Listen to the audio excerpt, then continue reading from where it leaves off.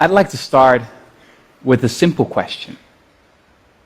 Why do the poor make so many poor decisions? I know it's a harsh question, but take a look at the data. The poor borrow more, save less, smoke more, exercise less, drink more, and eat less healthfully. Why?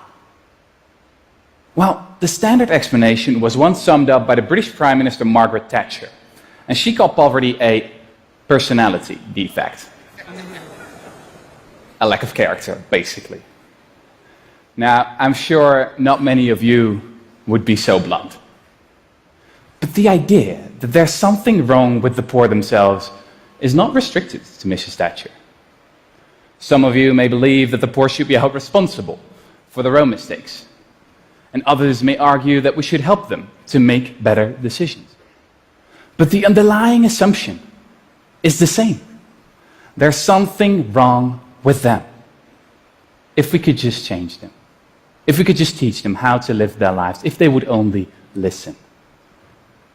And to be honest, this was what I thought for a long time. It was only a few years ago that I discovered that everything I thought I knew about poverty was wrong. It all started when I accidentally stumbled upon a paper by a few American psychologists. They had traveled 8,000 miles all the way to India for a fascinating study. And it was an experiment with sugarcane farmers. You should know that these farmers collect about 60% of their annual income all at once, right after the harvest. And this means that they're relatively poor one part of the year and rich the other. And the researchers asked them to do an IQ test before and after the harvest. What they subsequently discovered completely blew my mind. The farmers scored much worse on the tests before the harvest. The effects of living in poverty, it turns out, correspond to losing 14 points of IQ. Now, to give you an idea, that's comparable to losing a night's sleep, or the effects of alcoholism. A few months later, I heard that Elder Shafir, a professor at Princeton University and one of the authors of this study, was coming over to Holland, where I live. So we met up in Amsterdam to talk about his revolutionary new theory of poverty. And I can sum it up in just two words: scarcity mentality. It turns out that people behave differently when they perceive a thing to be scarce. And what that thing is doesn't much matter, whether it's not enough time, money, or food. You all know this feeling when you've got too much to do, or when you've put off breaking for lunch and your blood sugar takes a dive. You know, this narrows your focus to your immediate lack, to the sandwich you've got to have now, the meeting that's starting in 5 minutes, or the bills that have to be paid tomorrow. So the long-term perspective goes out the window. You could compare it to a new computer that's running 10 heavy programs at once. It gets slower and slower, making errors. Eventually it freezes, not because it's a bad computer, but because it has too much to do at once. Now, the poor have the same problem. They're not making dumb decisions because they are dumb, but because they're living in a context in which anyone would make dumb decisions. So suddenly, I understood why so many of our anti-poverty programs don't work. Investments in education, for example, are often completely ineffective. Poverty is not a lack of knowledge. A recent analysis of 201 studies on the effectiveness of money management training came to the conclusion that it has almost no effect at all.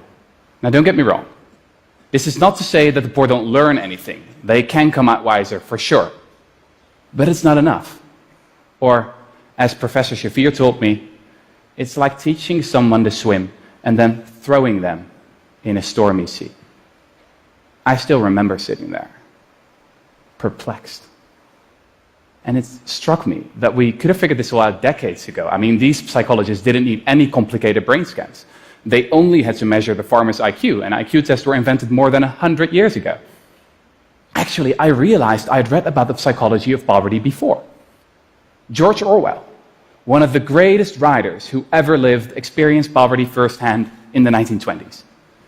The essence of poverty, he wrote back then, is that it annihilates the future. And he marveled at, quote, how people take it for granted they have the right to preach at you and pray over you as soon as your income falls below a certain level. Now, those words are every bit as resonant today. The big question is, of course, what can be done? Modern economists have a few solutions up their sleeves. We could help the poor with their paperwork or send them a text message to remind them to pay their bills. Now, this type of solution is hugely popular with modern politicians. Mostly because, well, they cost next to nothing. These solutions are, I think, a symbol of this era in which we so often treat the symptoms but ignore the underlying cause. So I wondered, why don't we just change the context in which the poor live? Or, going back to our computer analogy, why keep tinkering around with the software when we can easily solve the problem by installing some extra memory instead? Now, at that point, Professor Shafir responded with a blank look. And after a few seconds, he said, I get it. You mean you want to just hand out more money to the poor to eradicate poverty? Yeah, sure, that'd be great. But I'm afraid that brand of left-wing politics you've got in Amsterdam, it doesn't exist in the States. But is this really an old-fashioned leftist idea? I remembered reading about an old plan, something that has been proposed by some of history's leading thinkers. The philosopher Thomas More first hinted at it in his book Utopia, more than 500 years ago. And its proponents have spanned the spectrum from the left to the right, from the civil rights campaigner, Martin Luther King, to the economist, Milton Friedman. And it's an incredibly simple idea. Basic income guarantee. What it is? Well, that's easy. It's a monthly grant, enough to pay for your basic needs: food, shelter, education. It's completely unconditional, so no one's going to tell you what you have to do for it, and no one's going to tell you what you have to do with it. The basic income is not a favor, but a right. There's absolutely no stigma attached. So as I learned about the true nature of poverty, I couldn't stop wondering. Is this the idea we've all been waiting for? Could it really be that simple? And in the 3 years that followed, I read everything I could find about basic income. I researched the dozens of experiments that have been conducted all over the globe. And it didn't take long before I stumbled upon the story of a town that had done it, had actually eradicated poverty, but then nearly everyone forgot about it. This story starts in Dauphin, Canada. In 1974, everybody in this small town was guaranteed a basic income, ensuring that no one fell below the poverty line. And at the start of the experiment, an army of researchers descended on the town. For 4 years, all went well. But then a new government was voted into power. And the new Canadian cabinet saw little point to the expensive experiment. So when it became clear there was no money left to analyze the results, the researchers decided to pack their files away in some 2,000 boxes.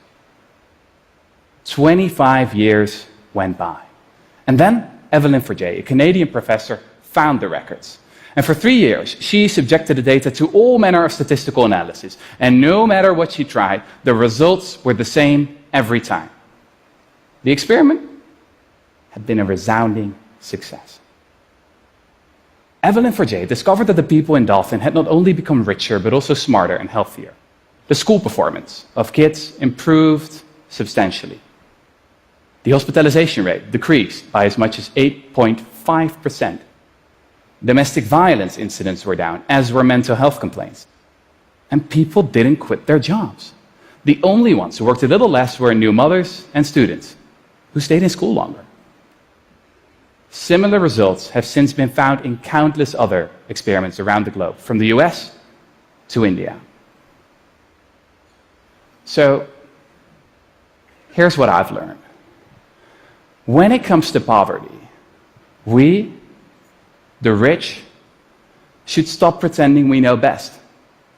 We should stop sending shoes and teddy bears to the poor, to people we have never met.